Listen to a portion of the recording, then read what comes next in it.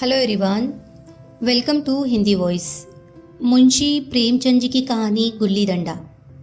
हमारे अंग्रेज़ी दोस्त माने या न माने, मैं तो यही कहूँगा कि गुल्ली डंडा सब खेलों का राजा है। अब भी कभी लड़कों को गुल्ली डंडा खेलते देखता हूँ तो जी लोटपोट हो जाता है कि इनके साथ जाकर खेलने लगूँ। न लॉन की ज़रूरत, न कोर्ट की, न नेट की, न थापी की।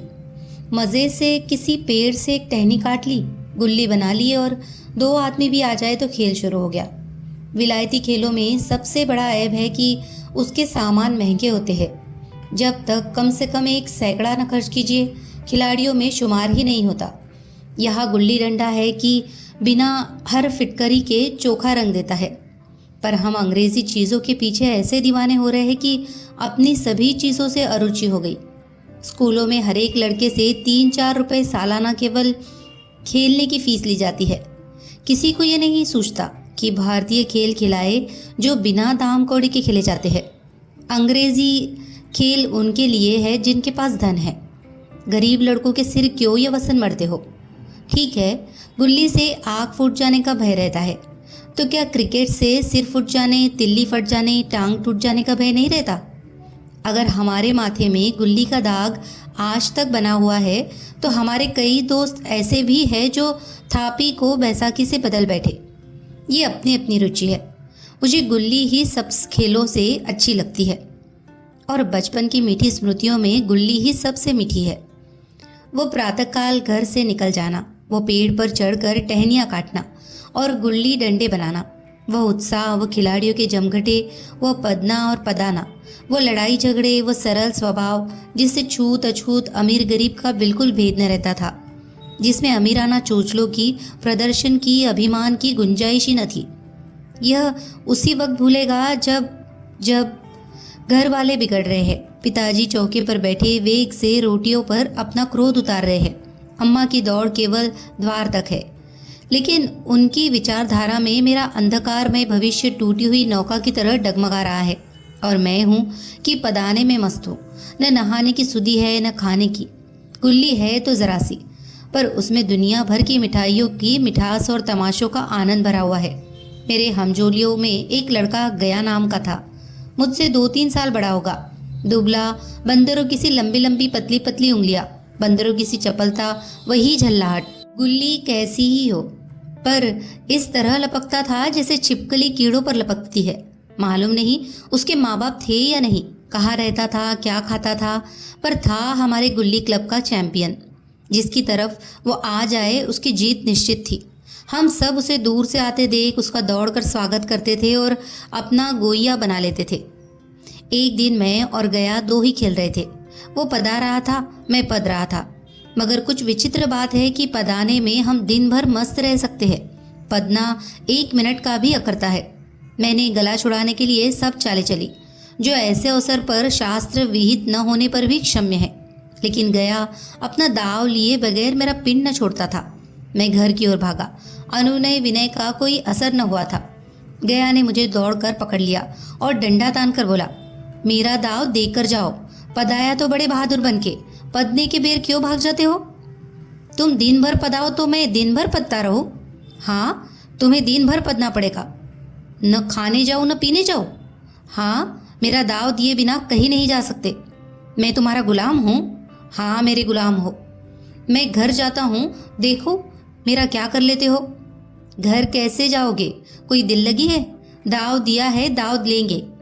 अच्छा, कल मैंने अमरूद खिलाया था, वो लौटा दो। वह तो पेट में चला गया। निकालो पेट से। तुमने क्यों खाया मेरा अमरूद? अमरूद तुमने दिया था, तब मैंने खाया। मैं तुमसे मांगने न गया था। जब तक मेरा अमरूद न दोगे मैं दाव न दूंगा। मैं समझता था न्याय मेरी ओर है। आखिर मैंने किसी स्वार्थ से ही उसे अमरूद खिलाया होगा। कौन निस्वार्थ किसी के साथ सलूक करता है? भिक्षा तक तो स्वार्थ के लिए देते हैं। जब गया ने अमरूद खाया तो फिर उसे मुझसे दाव लेने का क्या अधिकार है? रिश्वत देकर तो लोग खून पचा जाते हैं। ये मेरा अमरूद यूं ही हजम कर जाएगा। अमरूद पैसे के 5 वाले थे, जो गया के बाप को भी नसीब न होंगे। ये सरासर अन्याय था। गया ने मुझे अपनी ओर खींचते हुए कहा, मेरा दाव देकर जाओ। अमरूद समरूद मैं नहीं जानता। मुझे न्याय का बल था। वो अन्याय पर डटा हुआ था। मैं हाथ छुड़ाकर भागना चाहता था, वो मुझे जाने न देता। मैंने उसे गाली दी, उसने उससे कड़ी गाली दी, और गाली ही नहीं एक चाटा जमा दिया। मैंने उसे दांत काट लिया, उसने मेरी पीठ पर डंडा जमा दिया। मैं रोने लगा। गया मेरे इस अस्त्र का मुकाबला न कर सका। मैंने तुरंत आंसू पोंछ डाले, डंडे की चोट भूल गया और हंसता हुआ घर जा पहुंचा। मैं थानेदार का लड़का एक नीच जात के लौंडे के हाथों पीट गया। यह मुझे उस समय भी अपमानजनक मालूम हुआ, लेकिन घर में किसी से शिकायत न की। उन्हीं दिनों पिताजी का वहां से तबादला हो गया। नई दुनिया देखने की खुशी में ऐसा फूला कि अपने हमजोलियों से बिछुड़ जाने का बिल्कुल दुख न हुआ। पिताजी दुखी थे, वह बड़ी आमदनी की जगह थी। अम्मा जी भी दुखी थी, यहाँ सब चीज सस्ती थी। मोहल्ले की स्त्रियों से घराव सा हो गया था, लेकिन मैं मारे खुशी के फूला न समाता था। लड़कों में जीत उड़ा रहा था। वहाँ ऐसे घर थोड़े ही होते हैं, ऐसे ऐसे ऊंचे घर है कि आसमान से बातें करते हैं। वहाँ के अंग्रेजी स्कूल में कोई मास्टर लड़कों को पीटे तो उसे जेहल हो जाए।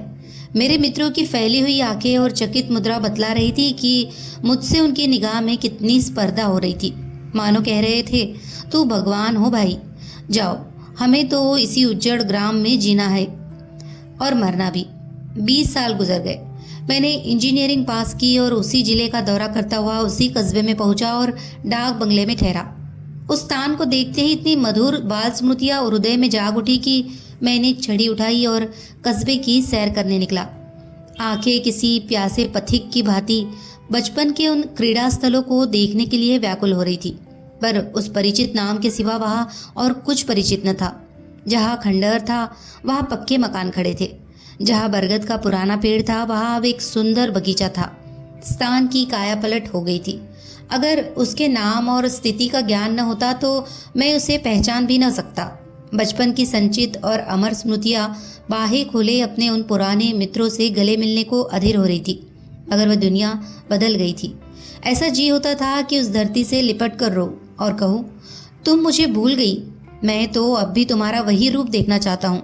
सहसा एक खुली जगह में मैंने 2-3 लड़कों को गुल्ली डंडा खेलते देखा। एक क्षण के लिए मैं अपने को बिल्कुल भूल गया कि मैं एक ऊंचा अफसर हूँ, साहबी ठाट में, रौब और अधिकार के आवरण में। जाकर एक लड़के से पूछा, क्यों बेटे, यहाँ कोई गया नाम का आदमी रहता है? एक लड़के ने गुल्ली डंडा समेट कर सहमे हुए स्वर में कहा, कौन गया? गया चमार? मैंने यूं ही कहा, हाँ हाँ वही, गया नाम का कोई आदमी है तो शायद वही हो। हाँ है तो, जरा उसे बुला सकते हो? लड़का दौड़ता हुआ गया और एक क्षण में एक 5 हाथ के काले देव को साथ लिए आता दिखाई दिया। मैं दूर से ही पहचान गया। उसकी ओर लपकना चाहता था कि उसके गले लिपट जाऊं, पर कुछ सोच कर रह गया। बोला, कहो गया, मुझे पहचानते हो? गया ने झुककर सलाम किया। हाँ मालिक, भला पहचानूंगा क्यों नहीं, आप मज़े में हो? बहुत मज़े में। तुम अपनी कहो, डिप्टी साहब का साइस हूँ। मतई, मोहन, दुर्गा सब कहाँ है, कुछ खबर है? मतई तो मर गया, दुर्गा और मोहन दोनों डाकिया हो गए हैं। आप? मैं तो जिले का इंजीनियर हूँ। सरकार तो पहले ही बड़े ज़हीन थे। अब कभी गुल्ली डंडा खेलते हो? गया ने मेरी ओर प्रश्न भरी आंखों से देखा। अब गुल्ली डंडा क्या खेलूंगा सरकार, अब तो धंधे से छुट्टी नहीं मिलती। आओ आज हम तुम खेले, तुम पदाना हम पदेंगे, तुम्हारा एक दाव हमारे ऊपर है, वो आज ले लो। गया बड़ी मुश्किल से राजी हुआ। वह ठहरा टके का मजदूर, मैं एक बड़ा अफसर, हमारा और उसका क्या जोड़? बेचारा झेप रहा था, लेकिन मुझे भी कुछ कम झेप न थी। इसलिए नहीं कि मैं गया के साथ खेलने जा रहा था, बल्कि इसलिए कि लोग इस खेल को अजूबा समझकर इसका तमाशा बना लेंगे और अच्छी खासी भीड़ लग जाएगी। उस भीड़ में वो आनंद कहाँ रहेगा? पर खेले बगैर तो रहा नहीं जाता। गया बड़ी मुश्किल से राजी हुआ। वह ठहरा टके का मजदूर, मैं एक बड़ा अफसर, हमारा और उसका क्या जोड़? बेचारा झेप रहा था, लेकिन मुझे भी कुछ कम झेप न थी। इसलिए नहीं कि मैं गया के साथ खेलने जा रहा था, बल्कि इसलिए कि लोग इस खेल को अजूबा समझकर इसका तमाशा बना लेंगे और अच्छी खासी भीड़ लग जाएगी। उस भीड़ में वो आनंद कहाँ रहेगा? पर खेले बगैर तो रहा नहीं जाता। आखिर निश्चय हुआ कि दोनों जने बस्ती से दूर, बहुत दूर खेलेंगे और बचपन की उस मिठाई को खूब रस ले लेकर खाएंगे। मैं गया को लेकर डाक बंगले पर आया और मोटर में बैठकर दोनों मैदान की ओर चले। साथ में वह एक कुल्हाड़ी ले ली। मैं गंभीर भाव धारण किए हुए था, लेकिन गया इसे अभी तक मजाक ही समझ रहा था। फिर भी उसके मुख पर उत्सुकता या आनंद का कोई चिन्ह न था। शायद वो हम दोनों में जो अंतर हो गया था यही सोचने में मगन था। मैंने पूछा, तुम्हें कभी हमारी याद आती थी गया? सच कहना। गया झेपता हुआ बोला, मैं आपको याद करता हुजूर किस लायक हूँ? भाग में आपके साथ कुछ दिन खेलना बदा था, नहीं मेरी क्या गिनती। मैंने कुछ उदास होकर कहा, लेकिन मुझे तो बराबर तुम्हारी याद आती थी। तुम्हारा वो डंडा जो तुमने तान कर जमाया था, याद है ना? गया ने पछताते हुए कहा, वो लड़कपन था सरकार, उसकी याद न दिलाओ। वाह वाह, मेरे बाल जीवन की सबसे रसीली याद है। तुम्हारे उस डंडे में जो रस था वह तो अब न आदर सम्मान में पाता हूँ न धन में। इतनी देर में हम बस्ती से कोई 3 मील निकल आए। चारों तरफ सन्नाटा है। पश्चिम ओर कोसों तक भीमताल फैला हुआ है, जहाँ आकर हम किसी समय कमल पुष्प तोड़ ले जाते थे और उसके झुमक बनाकर कानों में डाल देते थे। जेठ की संध्या केसर में डूबी चली आ रही है। मैं लपक कर एक पेड़ पर चढ़ गया और एक टहनी काट लाया। चटपट गुल्ली डंडा बन गया। खेल शुरू हो गया। मैंने गुच्छी में गुल्ली रख कर उछाली। गुल्ली गया के सामने से निकल गई। उसने हाथ लपकाया जैसे मछली पकड़ रहा हो। गुल्ली उसके पीछे जाकर गिरी। यह वही गया है जिसके हाथों में गुल्ली जैसे आप ही आकर बैठ जाती थी। वह दाहिने बाएं कहीं हो, गुल्ली उसकी हथेली में ही पहुंचती थी, जैसे गुल्लियों पर वशीकरण डाल देता हो। नई गुल्ली, पुरानी गुल्ली, छोटी गुल्ली, बड़ी गुल्ली, नोकदार गुल्ली, सपाट गुल्ली सभी उससे मिल जाती थी और जैसे उसके हाथों में कोई चुंबक हो, गुल्लियों को खींच लेता हो। लेकिन आज गुल्ली को उससे वह प्रेम नहीं रहा। फिर तो मैंने पदाना शुरू किया। मैं तरह तरह की धांधलियां कर रहा था। अभ्यास की कसर बेईमानी से पूरी कर रहा था। हो जाने पर भी डंडा खेले जाता था। हालांकि शास्त्र के अनुसार गया की बारी आनी चाहिए थी।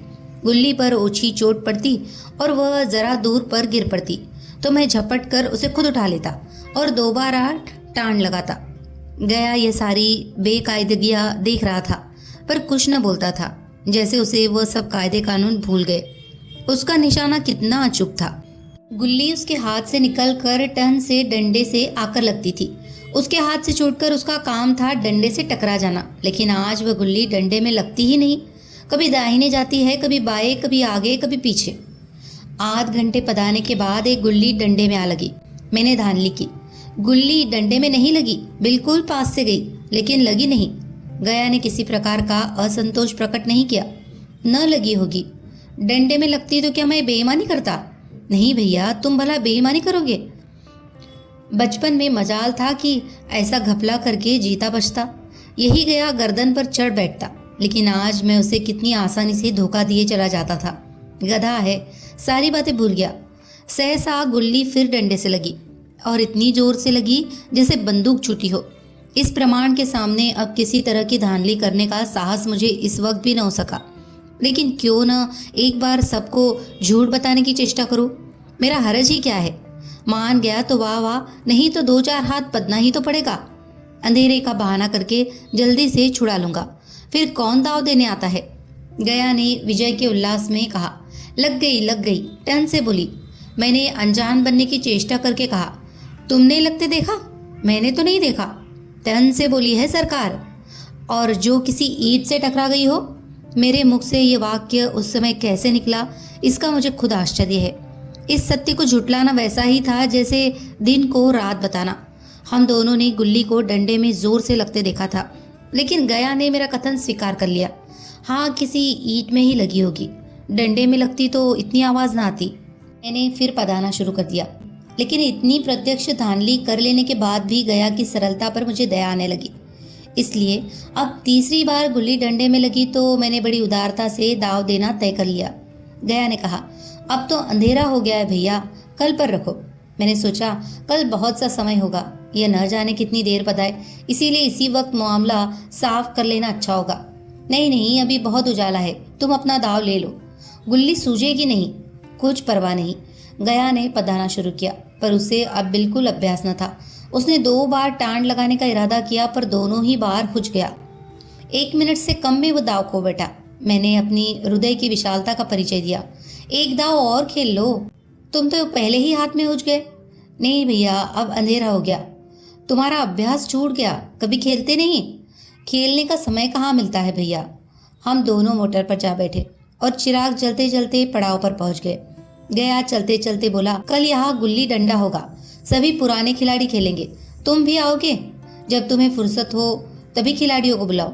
मैंने शाम का समय दिया और दूसरे दिन मैच देखने गया। कोई 10-10 आदमियों की मंडली थी। कई मेरे लड़कपन के साथी निकले, अधिकांश युवक थे जिन्हें मैं पहचान न सका। खेल शुरू हुआ। मैं मोटर पर बैठा बैठा तमाशा देखने लगा। आज गया का खेल, उसका नैपुण्य देखकर मैं चकित हो गया। टाण लगाता तो गुल्ली आसमान से बातें करती। कल किसी व झिझक व हिचकिचाहट व बेदिली आज न थी।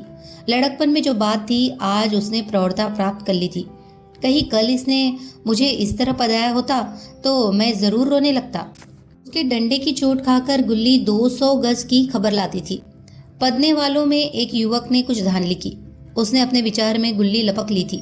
गया का कहना था गुल्ली जमीन में लगकर उछली थी। इस पर दोनों में ताल ठोकने की नौबत आ गई। युवक दब गया।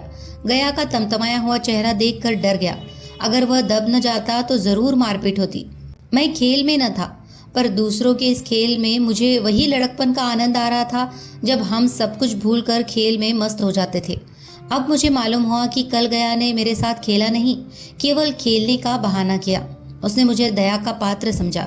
मैंने धांधली की, बेईमानी की, पर उसे जरा भी क्रोध न आया, इसलिए कि वह खेल न रहा था, मुझे खेला रहा था, मेरा मन रख रहा था। वह मुझे पदा कर मेरा कचूमर नहीं निकालना चाहता था। मैं अब अफसर हूँ। यह अफसरी मेरे और उसके बीच दीवार बन गई है। मैं अब उसका लिहाज पा सकता हूँ, अदब पा सकता हूँ, साहचर्य नहीं पा सकता। लड़कपन था तब मैं उसका समकक्ष था। यह पद पाकर अब मैं केवल उसकी दया योग्य हूँ। वह मुझे अपना जोड़ नहीं समझता। वह बड़ा हो गया है, मैं छोटा हो गया हूँ। कहानी अगर आपको पसंद आई हो तो प्लीज़ इसे लाइक करें, शेयर करें और कमेंट करें। और मुंशी प्रेमचंद जी की सभी कहानियों को सुनने के लिए हमारे चैनल को सब्सक्राइब करना न भूलें। धन्यवाद।